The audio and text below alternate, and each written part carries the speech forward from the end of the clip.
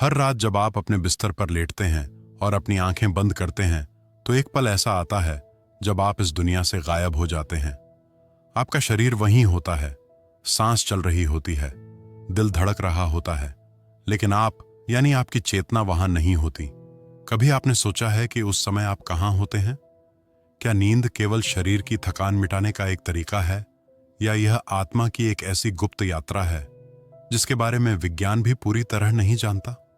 हमारे प्राचीन शास्त्र कहते हैं कि नींद मृत्यु की छोटी बहन है, क्योंकि हर रात जब हम सोते हैं तो हम एक तरह से मर जाते हैं, और हर सुबह जब हम जागते हैं तो हमारा पुनर्जन्म होता है। लेकिन इस सोने और जागने के बीच के समय में आत्मा क्या करती है?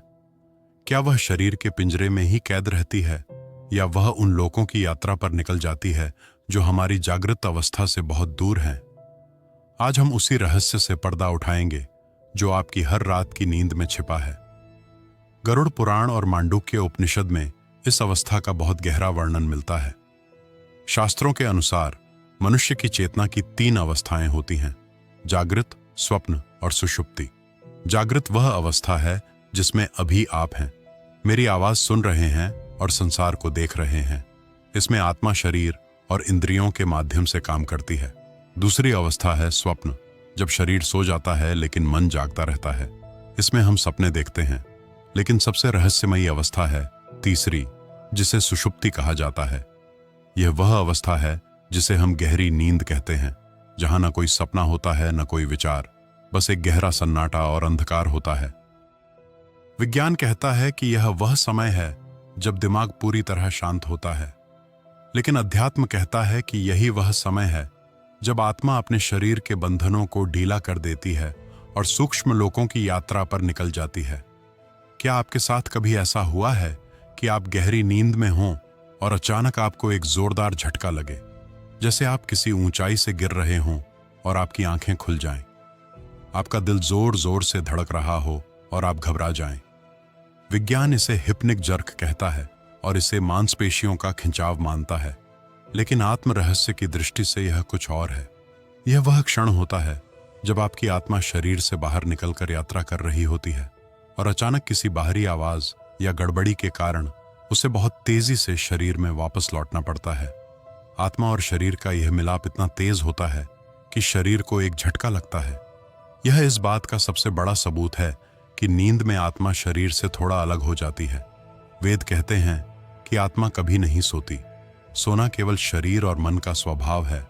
आत्मा तो साक्षी है, वह निरंतर जागृत है। जब शरीर थक जाता है तो आत्मा उसे विश्राम देने के लिए अपनी ऊर्जा समेट लेती है। जैसे एक ड्राइवर गाड़ी रोककर बाहर टहलने निकलता है, वैसे ही गहरी नींद में आत्मा शरीर रूपी गाड़ी को खड़ा कर देती है और खुद अपने मूल स्रोत यानी ब्रह्मलोक या अन्य सूक्ष्म लोकों की ओर खींची चली जाती है।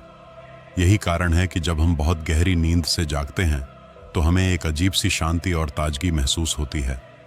यह ताजगी केवल शारीरिक आराम की नहीं होती, यह उस दिव्य ऊर्जा की होती है जो आत्मा अपनी यात्रा से लेकर लौटी है। लेकिन यहां एक बहुत बड़ा प्रश्न उठता है, अगर हम हर रात किसी और लोक में जाते हैं, अगर हम देवी देवताओं या पितरों से मिलते हैं, तो हमें सुबह कुछ याद क्यों नहीं रहता? हम सब कुछ भूल क्यों जाते हैं? इसका उत्तर हमारे शास्त्रों में माया के आवरण के रूप में दिया गया है। जैसे बच्चा गर्भ में सब जानता है लेकिन जन्म लेते ही रोता है और सब भूल जाता है, वैसे ही जब आत्मा सुषुप्ति लोक से वापस शरीर में प्रवेश करती है तो उसे विस्मरण का टीका लगा दिया जाता है। यह भूलना जरूरी है, क्योंकि अगर आपको रात की यात्रा याद रही, अगर आपको वह स्वतंत्रता याद रही जो शरीर के बाहर है, तो आप इस भौतिक दुनिया में वापस लौटना ही नहीं चाहेंगे। आप इस शरीर की सीमाओं में घुटने लगेंगे। इसीलिए प्रकृति ने यह व्यवस्था बनाई है कि आप यात्रा तो करें, ऊर्जा तो लाएं, लेकिन यादें वहीं छोड़ आएं। फिर भी कुछ यादें छूट जाती हैं, जिन्हें हम सपने कहते हैं। कभी कभी आपको ऐसा सपना आता होगा जो बहुत वास्तविक लगता है। आप किसी सुंदर जगह पर हैं, हवा में उड़ रहे हैं, या किसी ऐसे व्यक्ति से मिल रहे हैं जो अब इस दुनिया में नहीं है। और जब आप जागते हैं तो आपको लगता है कि यह सपना नहीं था, यह सच था। गरुड़ पुराण के अनुसार यह सच में आत्मा की यात्रा के अंश होते हैं। जब आत्मा शरीर से निकलती है तो वह समय और स्थान की सीमाओं से परे हो जाती है। वह पल भर में हजारों मील दूर जा सकती है। वह उन लोगों से मिल सकती है जो शरीर छोड़ चुके हैं। कई बार हमारे पूर्वज हमारे सपनों में आते हैं। वे हमें कोई संदेश देते हैं या बस हमें देखते हैं। यह केवल मन का वहम नहीं होता, यह दो आत्माओं का मिलन होता है जो एक ही स्तर पर, जिसे हम एस्ट्रल प्लेन या सूक्ष्म लोक कहते हैं, वहां मिले थे। इस यात्रा के दौरान आत्मा शरीर से पूरी तरह अलग नहीं होती। अगर वह पूरी तरह अलग हो जाए तो मृत्यु हो जाएगी। आत्मा और शरीर के बीच एक बहुत ही सूक्ष्म और चमकीला धागा जुड़ा रहता है, जिसे पाश्चात्य जगत में सिल्वर कॉर्ड या रजत रज्जू कहा जाता है और हमारे योग शास्त्रों में इसे प्राणसूत्र कहा गया है। यह धागा अनंत लंबाई तक खींच सकता है। आत्मा ब्रह्मांड के किसी भी कोने में चली जाए, यह धागा उसे वापस उसके शरीर तक खींच लाता है।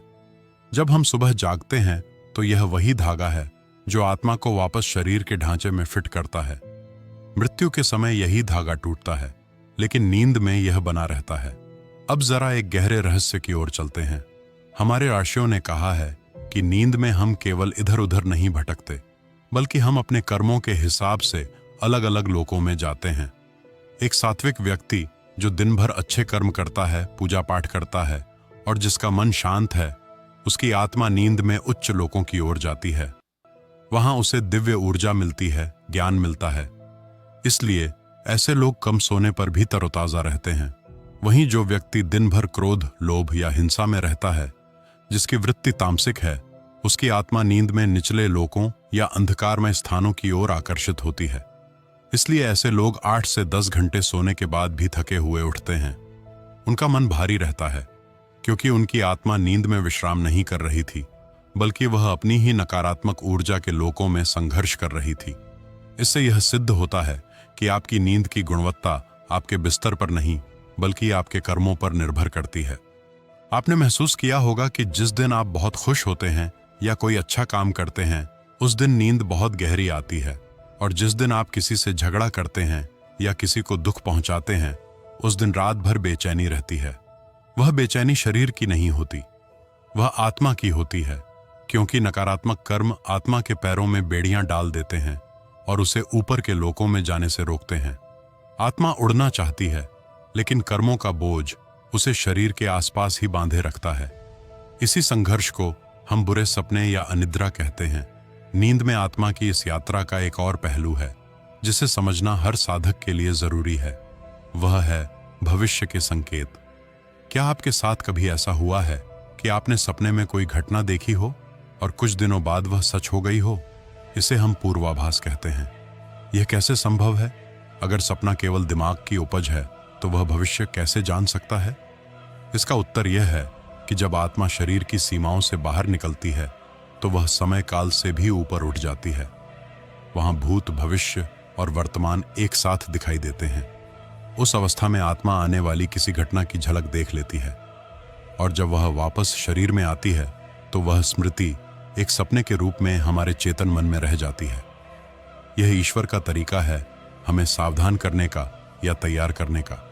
परंतु सबसे बड़ा सवाल यह है कि आत्मा जाती कहाँ है? योग वशिष्ठ में कहा गया है कि हर रात आत्मा अपने वास्तविक घर यानी परमात्मा के पास जाने का प्रयास करती है। दिन भर हम दुनिया में खोए रहते हैं, माया में उलझे रहते हैं। हम भूल जाते हैं कि हम कौन हैं।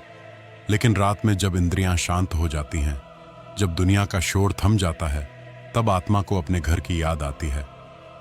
वह दौड़कर उस परम प्रकाश की ओर जाती है जहां से वह आई थी।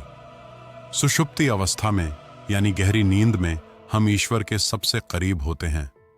इसीलिए गहरी नींद में हमें जो आनंद मिलता है, वह किसी भी सांसारिक सुख से बड़ा होता है।